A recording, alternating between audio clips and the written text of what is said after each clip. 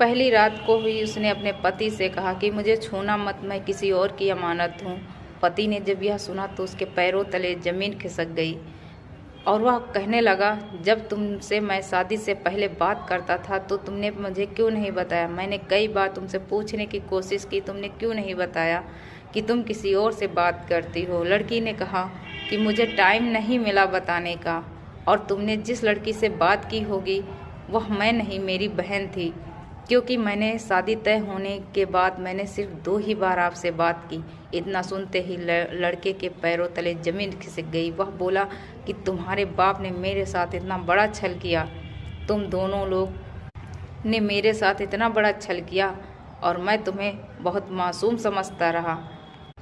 लड़के ने कहा, जब तुझे सबसे ज़्यादा ज़रूरत थी उस लड़के की तो वह विदेश में बैठा है। तब लड़की ने कहा कि वह दूसरे से कर्जा लेकर गया है, वह 1 साल बाद आएगा, उसे बीच में मत बुलाना, क्योंकि वह अगर बीच में आ गया तो कर्जा नहीं दे पाएगा। तब लड़के ने कहा कि तेरे मैं बाप को फ़ोन लगाता हूँ। तब लड़की उसके पैरों में गिर गई और बोली, मेरे बाप को फ़ोन मत लगाना, वह मुझे बीच रास्ते में ही मार डालेगा।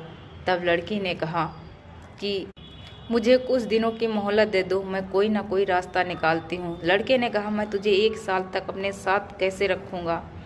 वह गुस्से में कमरे से निकल गया और छत पर जा कर के सोचने लगा। जब ठंडी हवा चलती तो उसका दिमाग थोड़ा थोड़ा काम करने लगा। उसने सोचा, अभी ताज़ा ताज़ा मामला है, शादी हुई, रिश्तेदार क्या बोलेंगे, घर वाले क्या बोलेंगे, मैं कुछ दिनों के बाद कोई ना कोई कमी निकाल करके तलाक ले लूँगा। इतना सोचते ही वह नीचे उतर आया और एक कमरे के कोने में सो गया।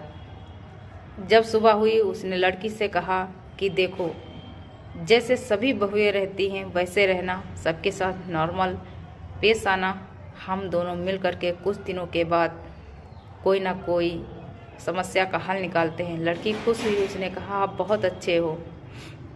लेकिन कुछ दिनों के बाद लड़की मायके गई। जब लड़की मायके गई तो उसने अपने आशिक को फ़ोन लगाया और कहा कि जल्दी आ जाओ, मेरे पति तुम्हारे हवाले कर देंगे। लड़के ने कहा कि मैं तुझे लेने आ जाऊं, मैं तुझे नहीं रख सकता, तू इतने दिनों तक उस लड़के के साथ रही है।